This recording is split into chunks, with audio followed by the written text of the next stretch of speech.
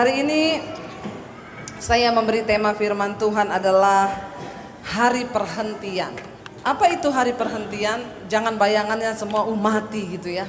Hari perhentian, kita akan baca dulu yuk. Mari kita buka kitab Ibrani pasal yang keempat.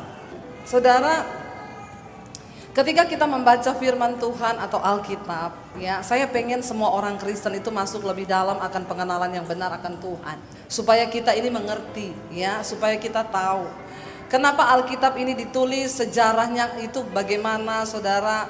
Apa ya, jemaat itu bukan hanya menjadi jemaat yang datang, duduk, diam, pulang setiap hari Minggu. Dan kita mengerti sehingga kita ini tidak mudah diombang-ambingkan.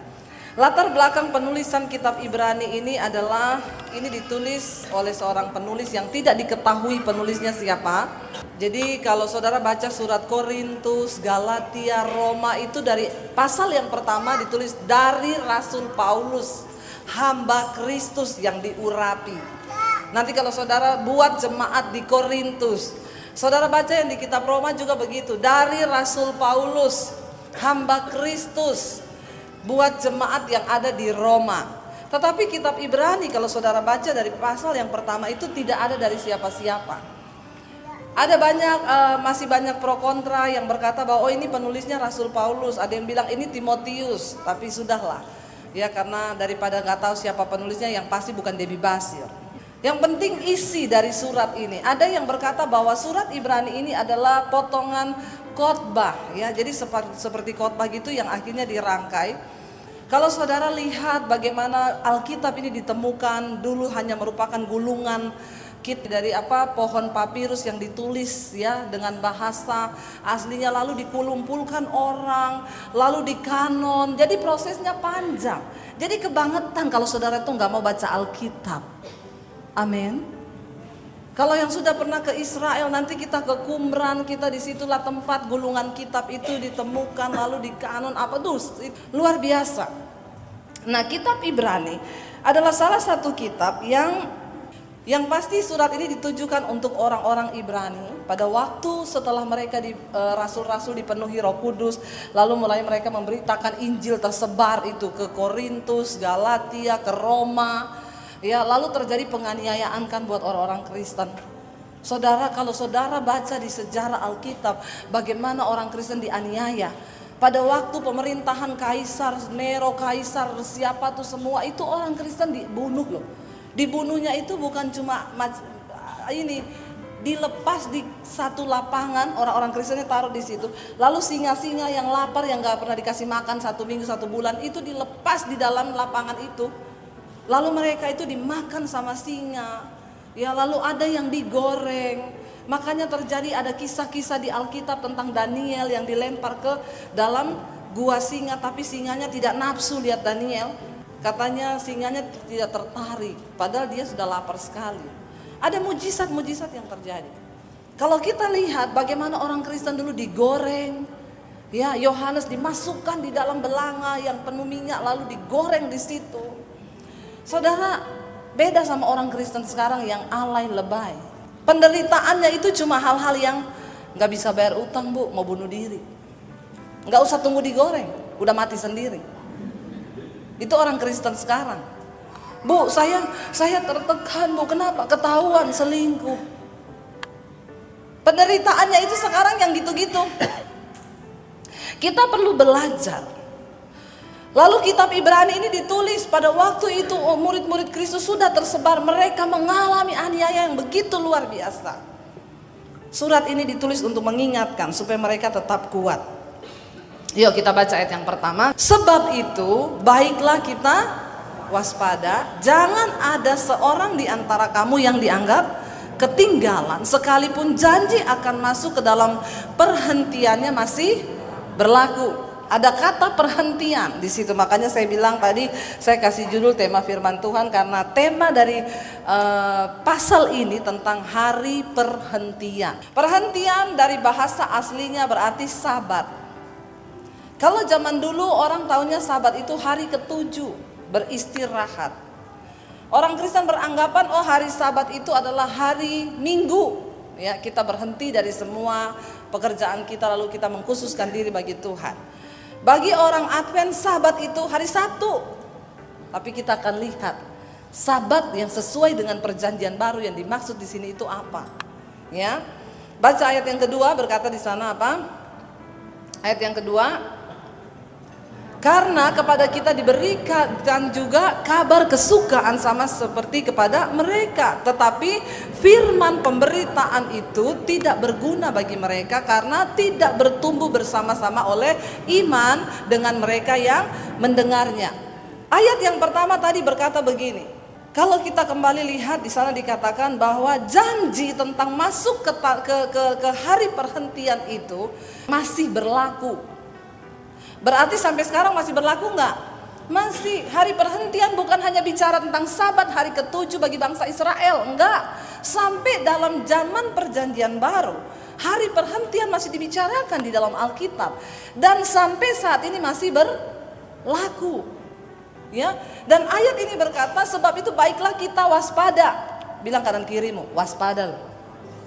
Ya, waspada supaya jangan ada seorang di antara kamu yang dianggap ketinggalan, ya, dianggap ketinggalan sekalipun janji untuk masuk dalam perhentian itu masih berlaku. Ayat yang kedua di sana dikatakan, ya sebenarnya pemberitaan firman itu sudah disampaikan, ya, karena kepada kita diberikan juga sama dengan kepada mereka. Tetapi firman pemberitaan itu tidak berguna bagi mereka. Karena apa? Karena tidak bertumbuh bersama-sama oleh iman dengan mereka yang mendengarnya. Di dalam gereja banyak orang Kristen yang duduk setiap hari Minggu mendengarkan pemberitaan firman. Ada yang melihat saya dengan mata begini, ada yang lihat sambil garuk-garuk, ini pendeta ngomong apa. Ada yang lihat sambil terserah ekspresi saudara mau bagaimana. Tapi ayat ini berkata, jangan sampai kita itu ketutup pintu masuk ke hari perhentian itu karena apa? Karena kita mendengar, sama-sama mendengar loh. Di sini banyak orang semua mendengar nih firman Tuhan setiap hari Minggu. Karena tidak bertumbuh bersama-sama oleh apa? Iman dengan mereka yang mendengarnya.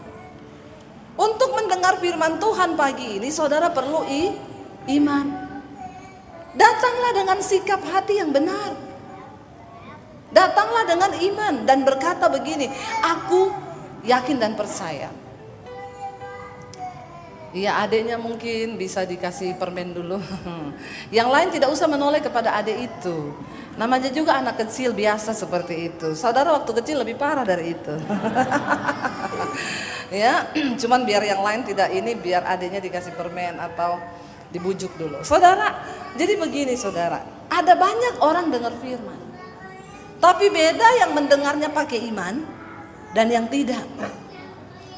Waktu engkau datang ke tempat ini hari ini, datanglah dengan sikap hati yang benar. Berkata Tuhan, aku tuh rindu, pengen dapat sesuatu dari firman. Jadi saudara ya, jadi kita ini mendengar dengan iman dan tidak itu berbeda. Ada orang-orang itu yang ke gereja bolak-balik, tapi gak pernah nyantol firman. Kemarin saya ditelepon sama satu orang, dia bilang, ibu, saya dapat nomor telepon ibu dari channel YouTube ibu. Saya mendengarkan khotbah-khotbah ibu di YouTube. Dia bilang gini, bu, nama saya baru jadi Kristen 10 bulan. Saya ini dulu saya tanya kenapa anda bisa jadi Kristen. Saya pelajari Alkitab dengan tujuan saya mau bikin orang Kristen lemah imannya. Saya mau cari kelemahan di dalam Alkitab yang bisa saya pakai buat serang orang Kristen. Waktu saya mulai baca Injil, bu, saya baca perkataan Yesus. Justru saya diberkati.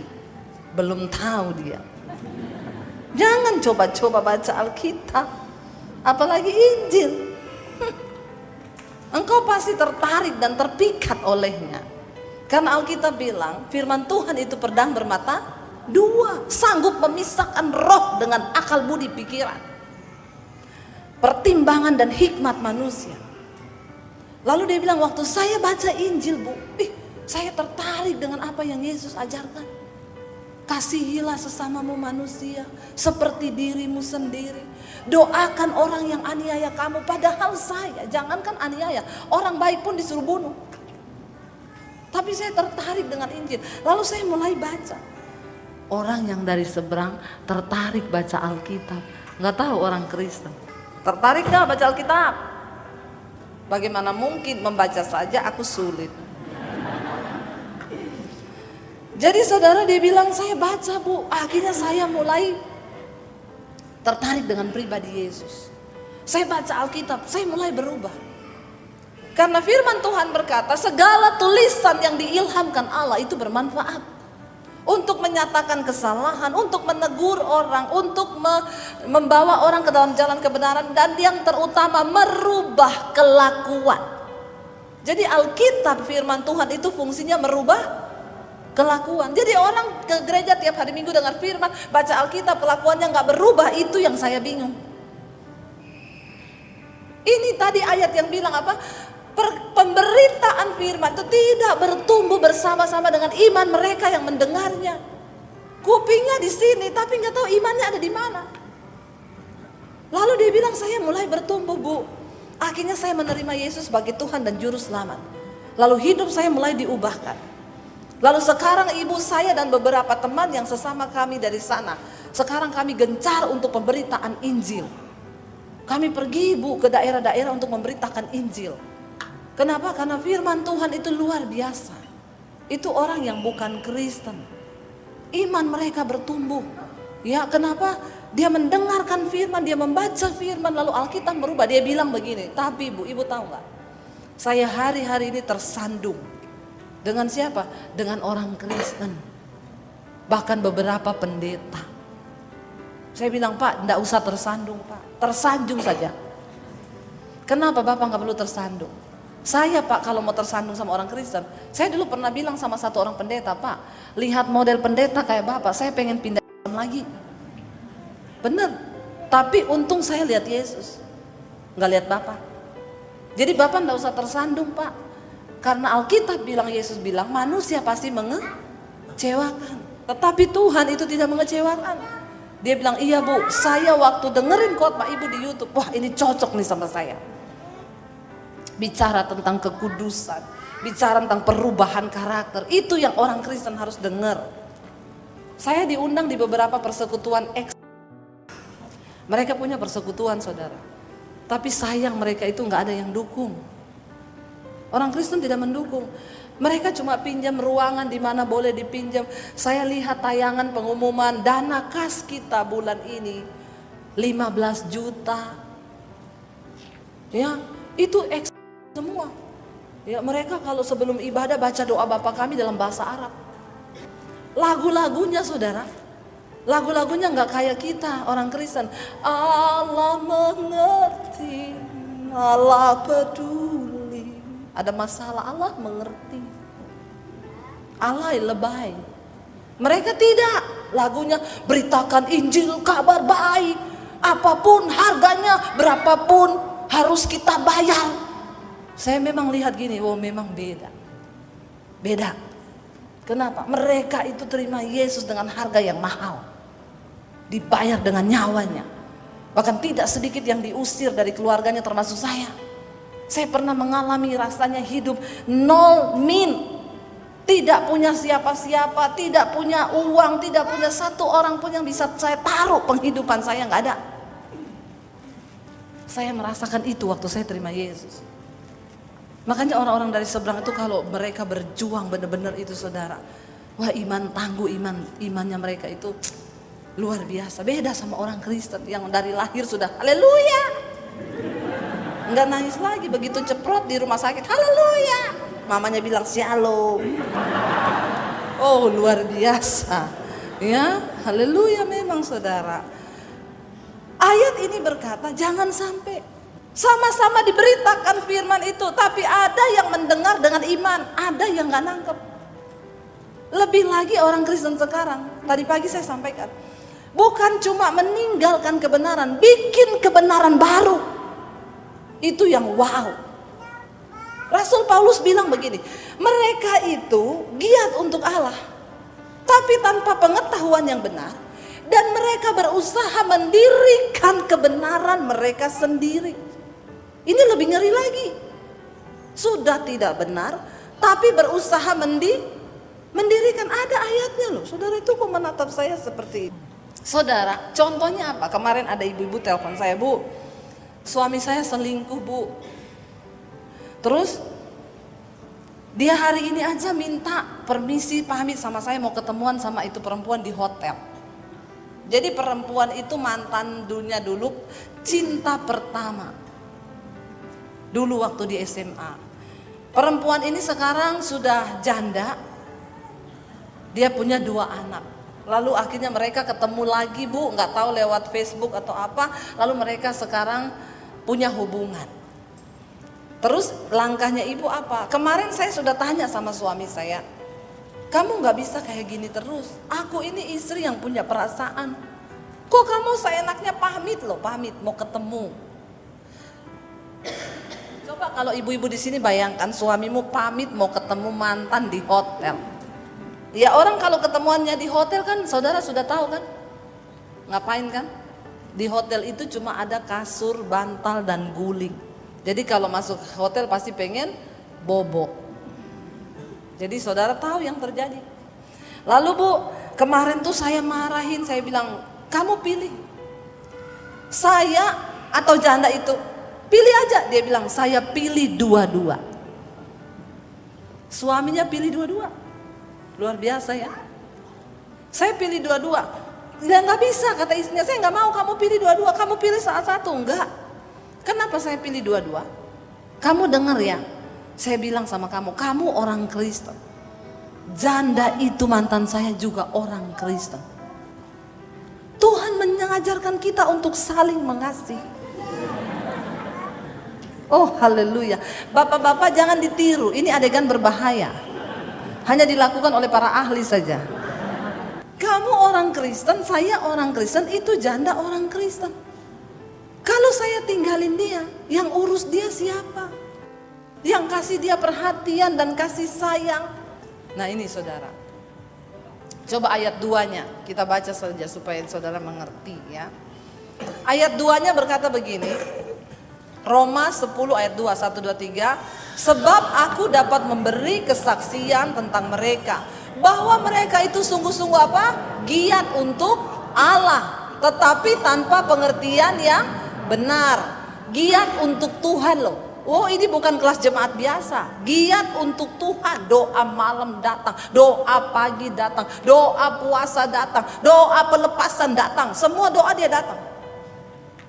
Doa jenazah datang. Giat untuk Allah. Ayat 3 berkata apa? Sebab oleh karena mereka tidak mengenal kebenaran Allah, dan oleh karena mereka berusaha apa? Mendirikan kebenaran mereka sendiri, maka mereka tidak takluk kepada kebenaran Allah. Sudah tidak mengenal kebenaran firman, bikin kebenaran sendiri. Yaitu tadi, Tuhan mengasihi kamu, Tuhan juga mengasihi janda itu. Jadi kamu harus memaklumi kenapa aku mengasihi janda itu. Karena aku mau jadi anak Tuhan yang melakukan firman-Nya. Enggak. Orang begini kalau ketemu saya baptis ulang. Saya rendam agak lama. 15 menit. Supaya dia buka mata langsung di rumah Bapa di sorga. Lebih baik tubuhnya binasa tapi jiwanya selamat. Ngeri nggak saudara? Udah salah, tidak ngerti kebenaran, bikin kebenaran sendiri. Berapa banyak kita nih orang Kristen begitu? Kita bikin kebenaran kita yang menurut itu kita tuh benar. Rasul Paulus berkata, aku ingin berada di dalam Kristus, tapi bukan dengan kebenaranku, melainkan dengan kebenaran Kristus. Jangan bikin kebenaran sendiri.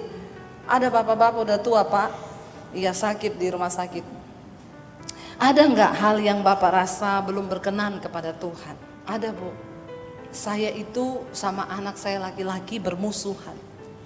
Sudah berapa lama? Puluhan tahun sejak dia belum menikah. Bermusuhan kenapa Pak? Dia menikah dengan perempuan yang saya tidak setuju. Terus saya bilang kalau kamu mau menikah sama perempuan yang Papa nggak setuju, silakan menikah. Papa kutuk kamu. Dan anak-anakmu tidak akan mungkin bahagia. Bapaknya ini seorang pengerja di gereja. Saya tanya, sekarang sudah berbaikan Pak? Oh enggak. Bapak pernah telepon anak Bapak? Enggak pernah. Kenapa? Pantang bagi saya Bu. Kenapa? Saya ini orang tua. Enggak ada cerita orang tua minta maaf sama anak. Yang ada itu anak minta maaf sama orang tua. Saya bilang, Pak, ayatnya di mana? Bapak kasih tahu saya, bisa saya khotbahkan Pak. Kalau ada ayatnya itu saya khotbahkan juga. Hai saudara-saudara, firman Tuhan berkata, orang tua jangan pernah minta maaf kepada anakmu karena Anda lebih tua dan anakmu lebih muda, karena itu bertentangan dengan hukum Allah. Debi 1 ayat 7. Itu namanya bikin ayat sendiri. Ketika engkau berkata engkau mau hidup berkenan pada Tuhan, engkau harus capai standar Tuhan. Kalau standar Tuhan di sini jangan kamu turunin, apalagi kamu hilangin, bikin standar sendiri.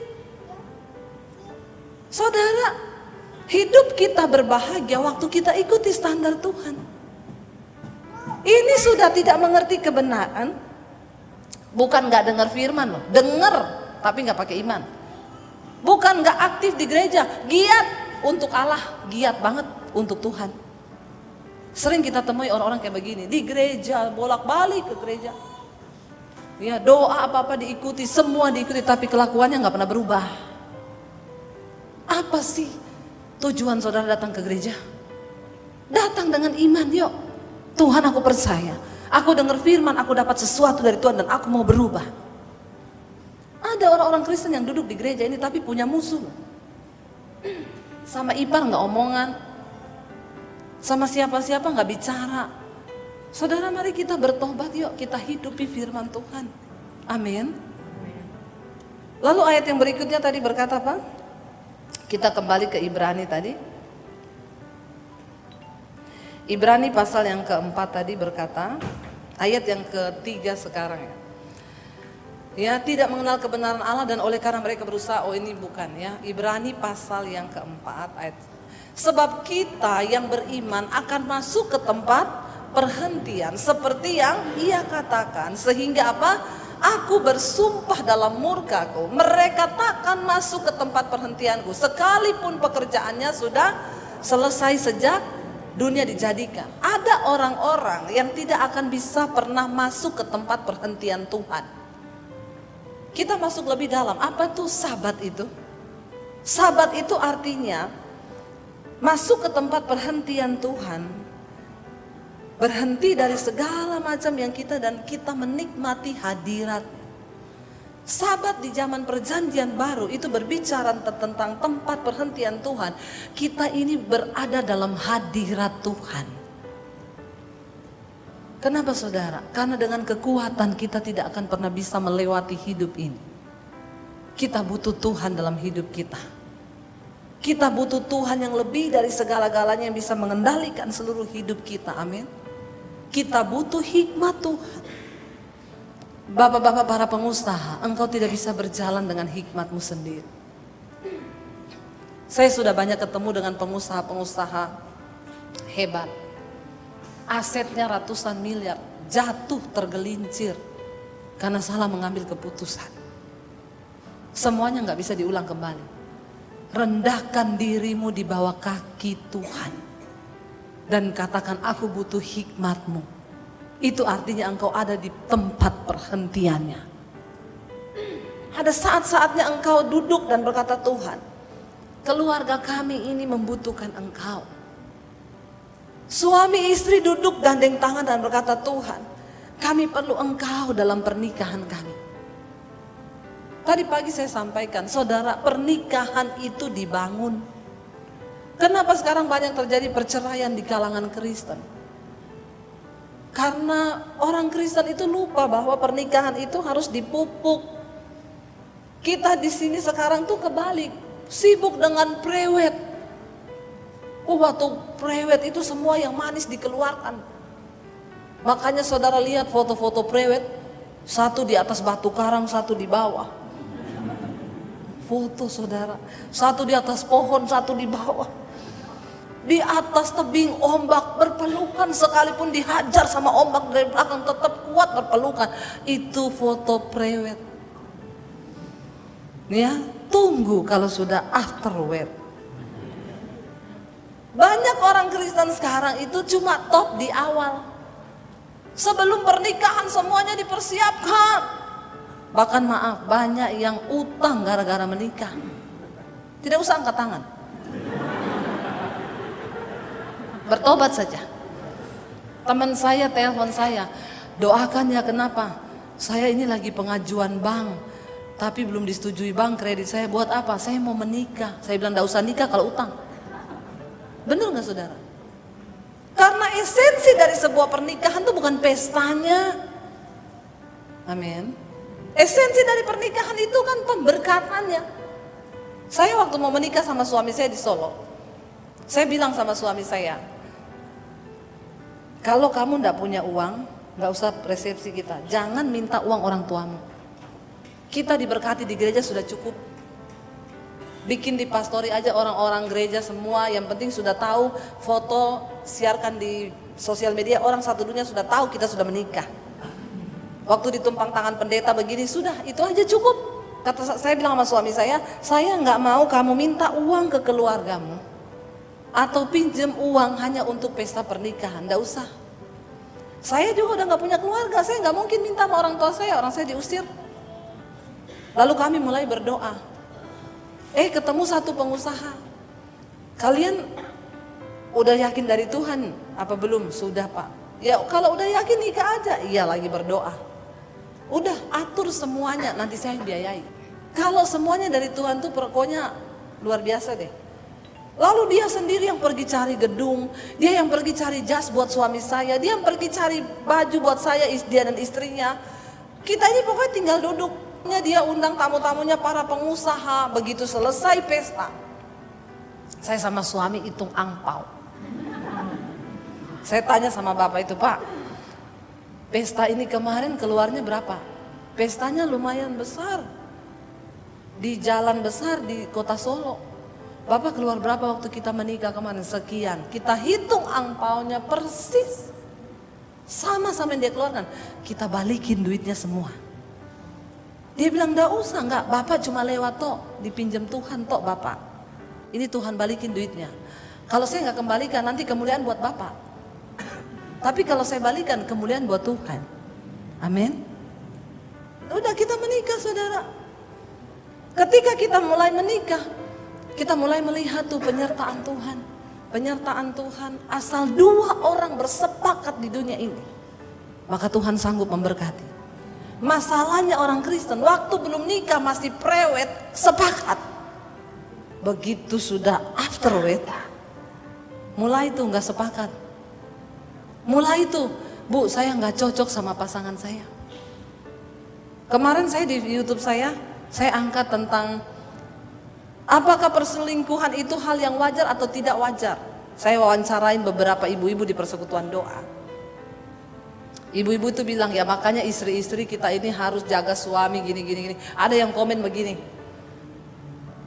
ya, iya enak banget komen-komennya gini. Mungkin belum pernah rasa suaminya diambil sama pelakor. Terus dia bilang gini, coba rasakan kayak saya. Saya sudah berdoa takut Tuhan dapat suami pemabok, penjudi, pesinah, pemarah. Komplit banget suaminya. Spesial pakai telur. Pemarah, pesinah, petinju, ya, pemabok, penjudi. Wah itu, saya bilang, Bu, kalau saya mau jawab dengan kasar, siapa suruh lu nikah sama dia? Saya cuma bilang, Bu, semua keputusan itu ada resiko, apalagi pernikahan. Makanya orang itu kalau mau cari jodoh, mending lama berdoa daripada cepat-cepat. Karena ini kita salah pilih, salah masak nasi, menyesal 1 hari. Salah pilih jodoh, nyesel seumur hidup. Dan gak bisa tuker-tuker. Amin. Makanya satu ya satu. Yang muda-muda yang belum menikah di sini, berdoa, Tuhan, ya lebih baik saya lama. Tapi ingat baik-baik, di bawah 30 tahun jodoh di tangan Tuhan, di atas 30 tahun Tuhan lepas tangan. Jadi jangan terlalu lama juga berdoanya. Yang penting lihat yang sesuai pertobatan. Setidaknya yang perempuan kalau pilih jodoh itu, yang pertama dia mau ke gereja, diajak doa mau. Itu aja dulu, coba ajak doa. Kita nanti malam minggu kemana? Doa yuk. Nah kalau dia mau, udah jadikan itu jodoh. Ya kalau ngapain sih doa, itu bahaya itu saudara ya. Yang kedua, yang wanita kalau cari suami jangan yang sama masih merokok. Saya dulu waktu cari jodoh itu standar saya. Mau seganteng dan sekaya apapun, kalau datang begini tidak masuk dalam kamus saya. Kenapa? Karena wanita super hanya untuk pria super. Debbie Teguh. Iya enggak? Tuhan udah tegus kita, harganya lunas dibayar.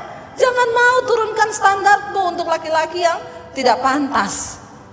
Dia takut Tuhan. Lalu dia tidak merokok, punya nilai-nilai karakter yang baik di dalam Tuhan. Saudara, banyak orang Kristen beranggapan kalau udah menikah udah nggak usah dibangun. Jangan. Ada orang waktu belum nikah foto berdua terus di sosial media, foto prewed, diangkat terus. Begitu sudah menikah, baru 1 minggu menikah udah nggak ada foto berdua. Dari situ udah kelihatan ya. Coba setelah, makanya saya bilang sama suami saya kapan-kapan yuk kita foto kayak orang mau menikah itu di batu-batu karang. Terus kita angkat jadi album di Instagram atau di Facebook, kita tulis gini, after wed. Bener gak saudara? Itu yang bener. Setelah 19 tahun pernikahan masuk tahun yang ke-20 nih ayo kita bikin begitu. Saya sama suami sampai sekarang masih kirim-kiriman love loh. Amin bapak-bapak. Amin ibu-ibu. Ibu-ibunya gak ada yang amin. Pernikahan itu dijaga, dirawat. Bagaimana caranya? Mari kita kembalikan fungsi Alkitabiah. Pakai firman untuk membangun rumah tanggamu. Alkitab berkata istri itu diciptakan sebagai seorang penolong dalam rumah tangga. Ya, makanya bapak-bapak jangan salah-salahin Hawa terus ya. Ini gara-gara wanita ini Tuhan ciptakan, makanya manusia jatuh dalam dosa. Gara-gara Hawa digoda sama iblis. Makanya ada lagu No Woman No Cry. Tidak begitu. Kenapa yang setan goda itu Hawa? Karena setan tahu Hawa diciptakan sebagai penolong. Wanita penolong itu saudara. Saya itu kalau pulang pelayanan dikasih roti. Saya buka rotinya. Pisang coklat kesukaan suami saya. Nggak jadi saya makan, saya masukin lagi. Saya ambil satu keju kesukaan anak saya yang gede. Saya masukin lagi. Ambil satu, ini coklat toh kesukaan anak saya nomor 2. Akhirnya saya tidak makan. Karena wanita itu penolong. Kita kalau di rumah semua satu keluarga mau makan, udah nggak ada nasi nih. Ya kita kan kasih dulu suami kan. Terus dia tanya, kamu nggak makan? Nggak, masih kenyang. Padahal nasi habis. Lain kalau wanita perongrong, dia makan duluan. Dia nggak peduli tuh suami sama anaknya lapar, pokoknya dia makan dulu. Suaminya tanya, kamu udah makan? Belum. Itu perongrong itu. Ya. Ketika setan goda Hawa, setan bilang, Hawa, makan buah itu, kamu akan jadi sama seperti Allah. Dan Alkitab berkata, Hawa ambil buah itu dia makan. Ketika tinggal separuh, teringatlah dia akan suaminya. Bener kan? Dia ingat, udah mau habis suamiku belum merasa enak banget. Maka dikasih sama suami. Akhirnya dua-dua jatuh. Coba kalau yang iblis ganggu Adam. Adam makan itu buah diam-diam satu pohon habis. Dia tidak kasih istrinya. Waktu istrinya datang, Adam ngapain? Enggak. Kamu makan sesuatu? Tidak. Iblis tahu. Makanya bukan pria yang digoda. wanita, karena wanita ditakdirkan sebagai penolong. Jadi bapak-bapak jangan salahin wanita terus, amin. Ayo kita taruh firman Tuhan dalam rumah tangga kita. Kalau cari orang cocok, tidak ada orang cocok. Saudara menikah cocok nggak? Ada pendeta khotbah di mimbar, saya sama istri saya selama kami menikah tidak pernah bertengkar. Saya baptis ulang kau. Saya rendam agak lama 15 menit lagi di pendeta ini. Ada orang percaya manusia nggak bertengkar? Kalau saya nggak mau yang pencitraan begitu. Saya sama suami saya sering bertengkar. Kenapa? Karena memang kita tidak cocok. Sampai saat ini saya sama suami cocok? Tidak. Cuma satu yang mencocokkan kami, yaitu firman Tuhan. Ketika suami tunduk pada firman, istri tunduk pada firman, maka kita bisa jadi cocok. Kita perlu berada di tempat perhentiannya Tuhan, di dalam hadirat Tuhan, supaya kita dimampukan untuk menjadi pelaku-pelaku firman Tuhan. Nah, kalau saya berkomitmen melakukan firman, suami saya berkomitmen melakukan firman, itu kan yang bikin kita cocok. Bener nggak? Kenapa sampai detik ini kami masih punya komitmen berantem 5 menit cukup? Sampai detik ini kita bikin komitmen itu. Karena namanya 2 orang menjadi satu, itu tidak mudah. 2 orang jadi satu. Yesus bilang, rumus dari pernikahan Kristen, 1 tambah 1 sama dengan 1. Jangan bilang 2, saudara bikin ayat baru. Pernikahan Kristen, Yesus bilang 1 tambah 1 sama dengan 1. Artinya apa? Separuh saya mati, separuh suami saya mati. Apa yang dimatikan? Daging. Apa yang dimatikan? Ego. Amin. Keakuan. Itu yang harus kita matikan. Tadi pagi saya sampaikan, ada satu orang suami datang sama saya, Bu, tolong kasih saya ayat yang ngomong gini, hai istri, tunduklah kepada suamimu. Saya bilang, buat apa Pak? Mau saya kasih istri saya biar dia itu belajar lakukan firman. Sebentar Pak, sebelum saya kasih yang buat istri Bapak, saya cari dulu yang buat Bapak. Ya, yang buat suami dulu ya Pak ya. Kan Bapak tanya nih Pak ya. Saya kirimkan ayatnya. Demikian jugalah suami, kasihilah istrimu seperti engkau mengasihi tubuhmu sendiri. Sebab di manakah orang membenci tubuhnya sendiri? Tidak ada. Saya kasih, Pak, Alkitab bilang suami harus mengasihi istri seperti dia mencintai tubuhnya sendiri. Terus dia bilang, oh ada ya. Saya bilang ada. Jangan cuma cari tahu firman untuk tembak istri. Para suami bilang amin. Kok ini suami terus yang kena ya? Karena pengkhotbahnya perempuan. Sekali-sekali kan, jarang-jarang kan juga ada perempuan. Ya, jadi saya bilang, Bapak, kalau Bapak sudah melakukan ayat itu, mencintai dan mengasihi istri seperti tubuhmu sendiri, baru Bapak bisa tuntut istri, tunduklah kepada suamimu.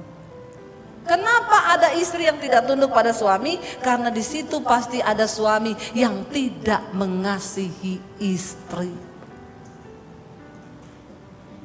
Bapak-bapak, kenapa ada istri yang tidak tunduk pada suami? Karena di situ pasti ada suami yang tidak mengasihi istri. Bapak-bapak bilang, aminnya itu tidak rela. Ya, benar nggak? Ayo kita mau komitmen melakukan firman.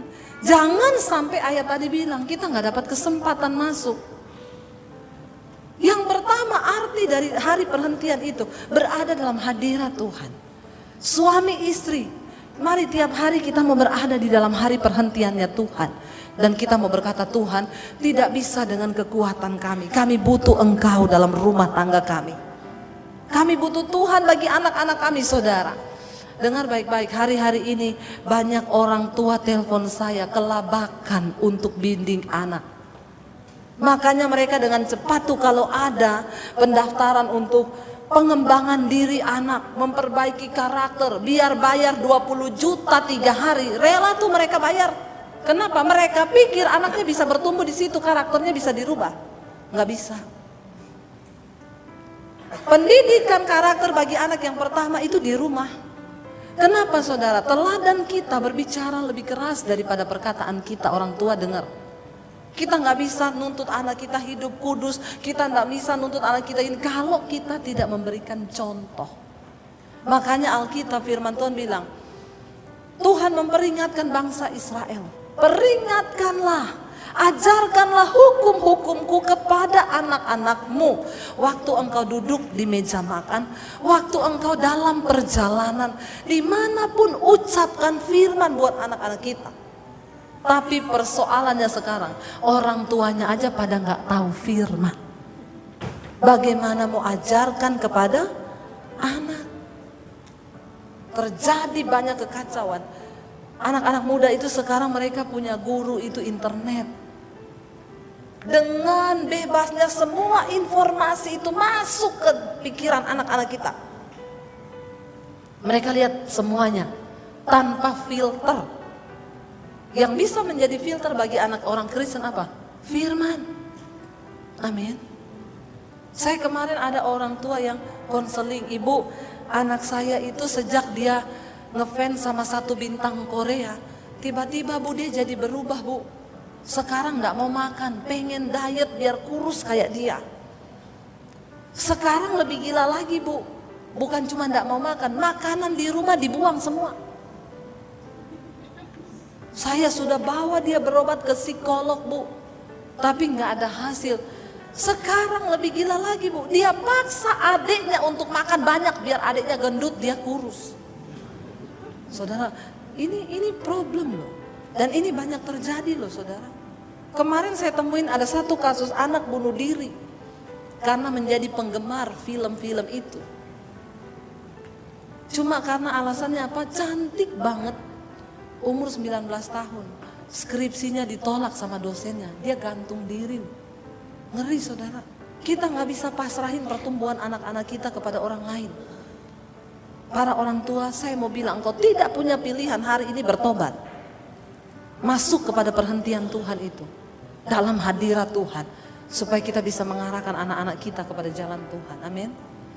Yang berikutnya dikatakan begini, ayat yang berikutnya, ayat yang keempat, mari kita baca. Sebab tentang hari ketujuh pernah dikatakan di dalam satu nas, dan Allah berhenti pada hari ketujuh dari segala pekerjaannya. Ayat yang kelima itu sabat, perhentian itu ya, Tuhan berhenti di hari yang ketujuh. Dan dalam nas itu kita baca, mereka takkan masuk ke tempat perhentianku. Ya, kenapa? Ayat yang keenam, baca sama-sama. Jadi sudah jelas bahwa ada sejumlah orang akan masuk ke tempat perhentian itu, sedangkan mereka yang kepadanya lebih dahulu diberitakan kabar kesukaan itu tidak masuk karena ketidaktaatan mereka. Hati-hati saudara yang sudah dengar firman Tuhan, yang tadi saya sampaikan, yang dari kecil Kristen, sudah mendengar Alkitab, sudah tahu Alkitab, tapi kalau engkau hidup dalam ketidaktaatan, engkau bisa tidak masuk ke tempat perhentian. Yang kedua, tempat perhentian itu berbicara tentang kerajaan Allah, sorga. Kerajaan Allah di bumi itu berbicara tentang hadirat Tuhan, kebenaran, damai sejahtera dan sukacita. Ini perhentian yang ada di bumi. Kita tinggal dalam hadirat Allah, ada kebenaran, damai sejahtera dan sukacita. Bicara tentang perhentian yang akan datang, itu bicara tentang kerajaan sorga yang kekal abadi setelah kita mati nantinya. Jangan bermain-main dengan ketaatanmu kepada firman Tuhan. Hari ini ambil keputusan untuk taat. Amin. Apapun kondisinya, aku mau taat melakukan firman-Mu Tuhan. Engkau harus masuk di dalam perhentian Tuhan. Sediakan waktu, duduk di kaki Tuhan, berdoa, baca Alkitab. Sebelum engkau naik mobil, narik Grab, berdoa Pak, baca Alkitab. Amin. Kenapa saudara? Saya cuma mau bilang satu hal. Kenapa kita perlu masuk dalam perhentiannya Tuhan? Karena dalam perhentian Tuhan itu ada sukacita dan damai sejahtera. Engkau punya uang berapa banyak pun, tidak bisa jamin engkau bisa menikmati semua yang sudah Tuhan beri. Ada orang dikasih karunia untuk cari uang banyak, tapi tidak diberi karunia untuk menikmati berkat. Ada. Pengkhotbah 3 berkata, aku telah melihat kesia-siaan di bawah langit ini.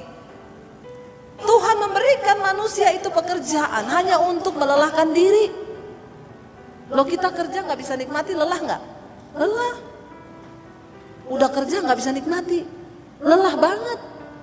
Makanya pengkhotbah bilang begini, adalah baik bagi manusia di bawah matahari ini untuk berjerih lelah, lalu mendapatkan jerih payah dan menikmati jerih payah itu, bersenang-senang dengan apa yang mereka dapat.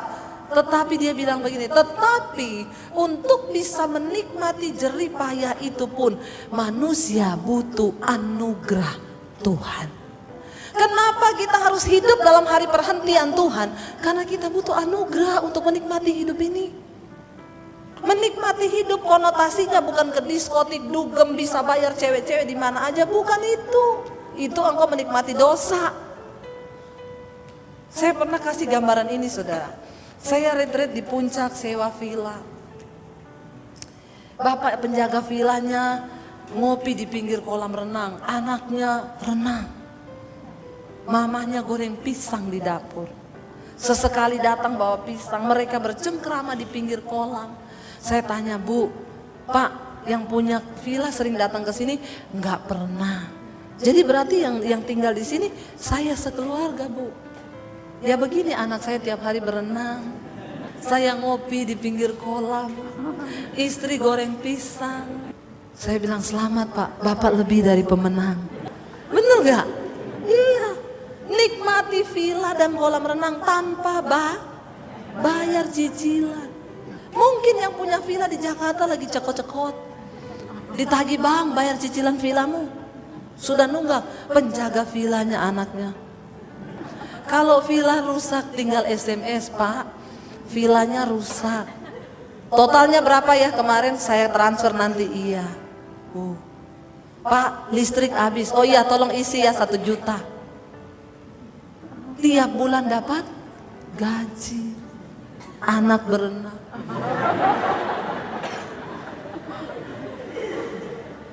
Lebih dari pemenang.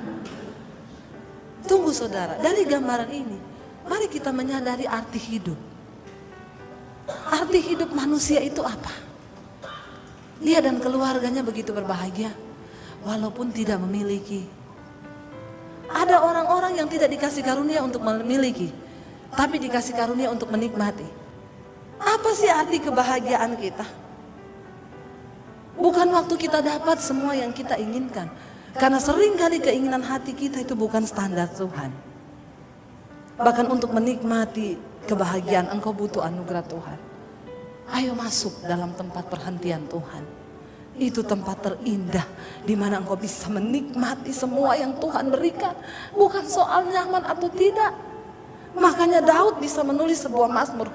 Sekalipun aku dalam lembah kekelaman, aku gak takut karena Tuhan ada besertaku. Karena dia berada dalam perhentian Tuhan.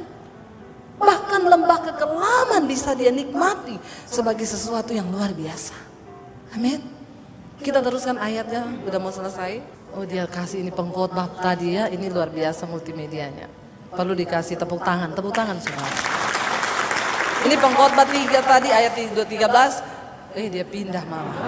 Begitu saya kasih tepuk tangan dipindah sama dia. Tapi saudara tadi sudah baca ya. Ayat yang sekarang ayat 6 baca sama-sama. Jadi sudah jelas bahwa ada sejumlah orang ya yang akan masuk ke tempat perhentian itu, sedangkan mereka yang kepadanya lebih dahulu diberitakan kabar ya itu tidak bisa masuk karena ketidaktaatan. Engkau bisa menikmati semua yang baik waktu engkau taat kepada firman Tuhan. Itu kuncinya. Yang berikutnya, atau sudah selesai ini ayat Ibrani ayat 7, 1, 2, 3. Sebab itu ia menetapkan pula suatu hari, yaitu hari ini. Kapan hari perhentian itu bisa kita alami dalam hidup kita? Dia menetapkan pula satu hari, yaitu kapan? Hari ini. Bilang kanan kirimu, nikmati Tuhan hari ini. Mulai hari ini ayo masuk dalam hari perhentian Tuhan.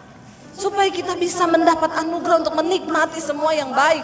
Hari ini ketika Ia setelah sekian lama berfirman dengan perantaraan Daud, seperti dikatakan di atas, pada hari ini jika kamu mendengar suaranya, jangan apa? Jangan keraskan hati.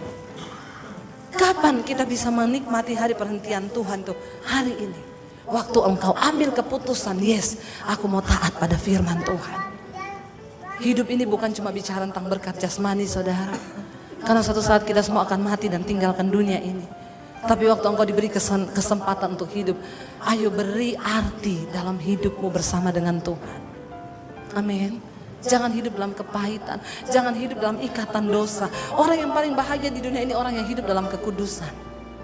Mau hidup oke, mau mati pun oke. Makanya Rasul Paulus bilang, aku bingung pilih yang mana. Karena bagiku hidup adalah Kristus, bagiku mati adalah Kristus. Hidup dan matiku adalah milik Kristus. Itu orang yang sudah mencapai kesempurnaan imannya.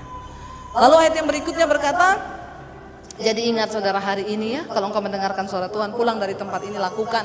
Perbaiki rumah tanggamu dengan anak-anak, perbaiki dengan suami, dengan istri. Kalau ada hubungan yang rusak, ayo kita perbaiki. 8 baca sama-sama.